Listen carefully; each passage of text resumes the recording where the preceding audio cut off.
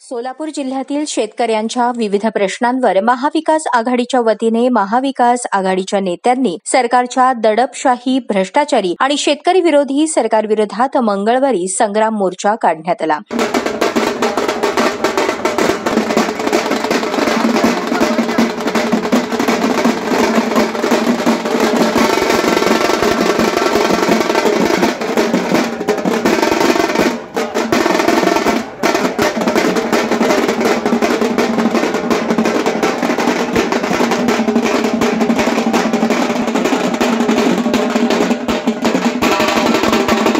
मंगळवारी 4 पुतळ्यापासून महाविकास आघाडीच्या नेत्यांनी मोर्चास सुरुवात केली. या मोर्चात शेतकऱ्यांचे प्रतीक असलेले नांगर, बैलगाडी घेऊन महायुती शासनाच्या विरोधात घोषणाबाजी करत हा मोर्चा जिल्हाधिकारी कार्यालयासमोर पोहोचला. त्यानंतर या संग्राम मोर्चाचे रूपांतर जाहीर सभेत झाले. यावेळी महाविकास आघाडीतील नेत्यांनी महायुतीच्या सरकारवर जोरदार टीकास्त्र सोडले.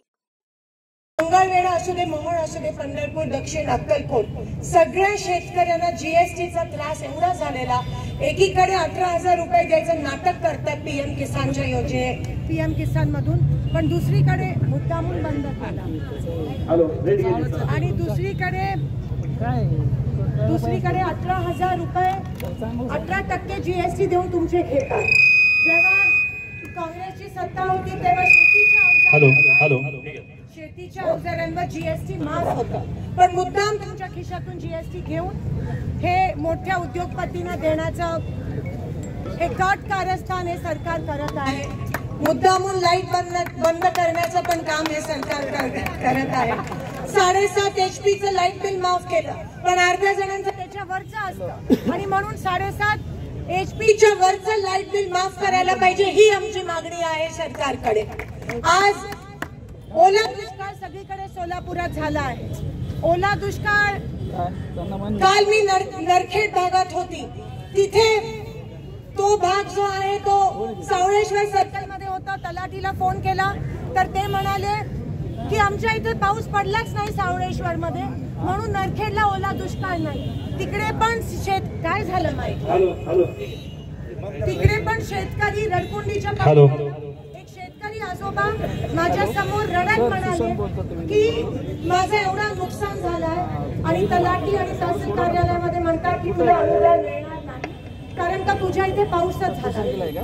असं जर होत असेल तर या सरकारचा मी तीव्र निषेध करते. दुधाला दर नाहीये, 5 रुपये अनुदान पण बऱ्याच लोकांना अजून मिळालं नाही. त्याचं नाटक केलं फक्त सरकारने, पण कोणालाही अनुदान मिळालं. तिथे दुधाच्या प्रायव्हेट कंपनी ज्यांच्यावर कोणाचंही नियंत्रण नाहीये, अशा लोकांच्या खात्यामध्ये तुमचे पैसे जमतात. ह्याचा पण मी तीव्रपणे निषेध करते. माझ्या मंगळवेढा तालुक्यामध्ये सोयाबीनला त्या ठिकाणी पीक विमा अजून मिळालाच नाहीये. बार्शी, सांगोला त्या साईडला मिळाला, पण सोयाबीनला पीक विमा मिळाला नाही. तुरीला हमी भाव त्या ठिकाणी मिळाला नाही. इलेक्शनच्या तोंडावर गुजरातमध्ये कांद्याची निर्यात उठवली, पण महाराष्ट्रामध्ये केली नाही. 1977 पासून बघा मोरारजीभाई देसाईंच्या काळामध्ये नांगरदारी शेतकऱ्याच्या घरावर नांगर फिरून टाकण्यात नाही. त्यावेळेस नंतर वाजपेयी साहेबांच्या काळात ते पण तसं शेतकऱ्याचं नुकसान झाले. आणि हे बाबा आल्यापासून तर काय अगदी नुसतं सगळंच काढलं, फक्त आता चामडी थोडं काढायची राहिली शेतकऱ्यांची. एवढं आहे बाबांनी केलेलं सगळं. शेतकरी किती दिवस सहन करणार, म्हणून शेतकऱ्यांनी दणका दिले लोकसभेमध्ये. आता विधानसभेला धक्का द्यायचा आहे त्यांना. तुम्ही साधा विचार करा, या देशातल्या फक्त 8 उद्योगपतींचं 16.5 लाख कोटीचं कर्ज माफ केलं नालायक सरकारने.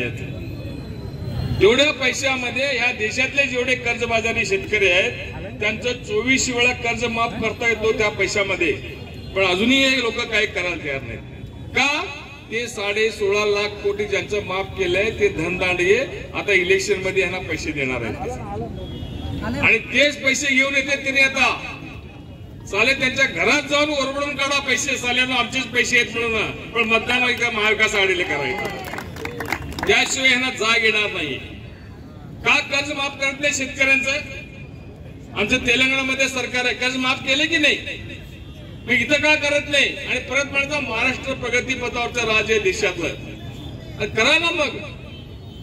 5 वर्ष झोपलो होता का तुम्ही? 15 दिवसात 7,000 GR काढले तुम्ही. एक तर GRचं इम्प्लिमेंट होणार आहे का त्याचं? म्हणजे काय लोकांना काय एवढं येणं समजते ते लोक? हे सगळं असंच आहे, हे नीतीच असं आहे यांचं लोकांचं. ते लोकसभेच्या वेळेला तुम्ही बघितलंय, या 8 महिन्यामध्ये घाई गडबडीत छत्रपती शिवाजी महाराजांचा पुतळा उभा केला आणि त्यांनाच कळलं हे पुतळा किती हवामानानं, किती हवाच्या प्रेशरनं पडला. देशामध्ये अराजकता माजली आणि पंतप्रधानांना इथं माफी मागावं लागली, परत त्याच्यावर कारवाई करतो असे त्यांनी कधी शब्दांनी बोललेलं नाही. आणि ह्या लोकांच्या जी विरोधी पक्ष भाजप सरकारच्या एकाही तोंडातनं शब्द केला नाही की आम्ही माफी मागतो. माफी मागणारी माणसं खालची चिल्लर आमदार होते, पण प्रमुखांनी कधी माफी मागण्याचं काम केलं नाही. बदलापूरची घटना घडली, देशामध्ये एवढा मोठा उद्रेक झाला. आम्हाला त्याच्याबद्दल समर्थन नाही करायचं, पण त्यांनी ज्या पद्धतीने इनकाउंटर केले, इनकाउंटर करणं त्याला फाशी द्यावी या मताचे सर्व भारत आहे, त्याबद्दल दुमत नाही. पण इनकाउंटरची सिस्टीम जर झाली यूपी मध्ये सुरू आहे, उद्या तुम्हाला छोट्या छोट्या गोष्टीमध्ये धरून पकडून तुम्हाला पण इनकाउंटर करतील एवढं सांगतो. आज शेतकऱ्याचं आपण आंदोलन करतो, आपलं आंदोलन उग्र झालं तर तुम्हालाही पकड झालं, तुम्हाला इनकाउंटर करतील. मनाला आपल्याला त्या गोष्टीला विरोध. अनेक समाजाचे आपले आंदोलन चालू आहेत, अनेक समाजाच्या जातीबद्दल, त्यांच्या जातीच्या दाखल्याबद्दल सगळीकडे. आता सगळ्या समाजाचं नाव घेत नाही. कधी कुणाला त्यांनी फक्त आश्वासन दिलं, गळ्यात गोंगडं घातलं, कधी भगवा घातला, कधी काय केलं, पण कधी केलं. तर आपण हे एकी आपण असंच ठेवू. येणाऱ्या विधानसभेमध्ये त्यांचा पराभव करू, आपल्या नेतृत्वाखाली, महाविकास आघाडीच्या नेतृत्वाखाली सरकार घडू. एवढं. कोणाला कर्ज माफ करू लागलं विचारलात तुम्ही? मुकेश अंबानीच्या मुलाचं लग्न झालं, 10,000 कोटी रुपये खर्च केला. साधा लग्न पत्रिका 7 लाखाची होती, 7 लाखाची. त्याचं लग्न झालं गुजरात, लग्न झालं मुंबईला, लग्न झालं लंडनला, लग्न झालं मोठीला. आमच्याकडे मंगळसूत्र बांधायला पैसे नाही म्हणून शेतकरी आत्महत्या करतो. काय करायचं या राज्याचं? या निवडणुकीमध्ये शेतकरी वस्ताद निघाले. संपूर्ण देशात शेतकरी हा भारतीय जनता पक्षाच्या विरोधात उभं राहिलेला. येणाऱ्या विधानसभेचं निवडणुकीचं भवितव्य सांगतो तुम्हाला. 100 जागा सुद्धा या महायुतीला मिळणार नाही. महाविकास आघाडीचे राज्य सत्तेवर येणार आणि त्या ठिकाणी मी रखवालदार राहणार आहे कामगार आणि शेतकऱ्यांचं. लक्षात ठेवा. आपले लोक जर वाकडे तिकडे चालले, आडम मास्तरचं चाबूक त्यांच्यावरही चालणार. लक्षात ठेवा. म्हणून आता किती दिवस आहे? 26 नोव्हेंबर पर्यंत आचारसंहिता लागणार आहे. 7-8 ऑक्टोबरला रोज कॅबिनेट घेऊ लागला. कितीही घ्यायचं घ्या, तुम्हाला घरी पाठवणार नाही, शेतकरी तुरुंगात पाठवतो. आणि म्हणून ह्या सरकारला पूर्ण बाजूला करण्यासाठी येत्या निवडणुकीमध्ये काहींच्या नेतृत्वाखाली या ठिकाणी आपण या महाविकास आघाडीच्या निवडून आणण्यासाठी आपण सर्वांनी प्रयत्न करायचा आहे. त्यांच्या नेतृत्वाखाली या भागामध्ये उजनीचा हा टेल भाग आहे. गेली 70 वर्ष झाले उजनीचं पाणी अजूनही आपण वाट पाहतोय, कॅनॉल नाही. आणि म्हणून त्या ठिकाणी या तिन्ही म्हणजे दक्षिण, उत्तर आणि अक्कलकोट या तिन्ही तालुक्याला अजून उजनीचं पाणी मिळालं नाही. आणि ते आणण्यासाठी त्यांच्या नेतृत्वाखाली आपल्याला काम करायचं आहे. आणि तशाच पद्धतीनं या भागातल्या शेतकऱ्यांना त्यांच्या आर्थिक विकासाच्यासाठी अनेक योजना या पुढच्या काळामध्ये आपल्याला आणाव्या लागतील. तशा पद्धतीचं वेळोवेळी प्रश्नासाठी त्या ठिकाणी आपल्याला आवाज उठवावा लागेल.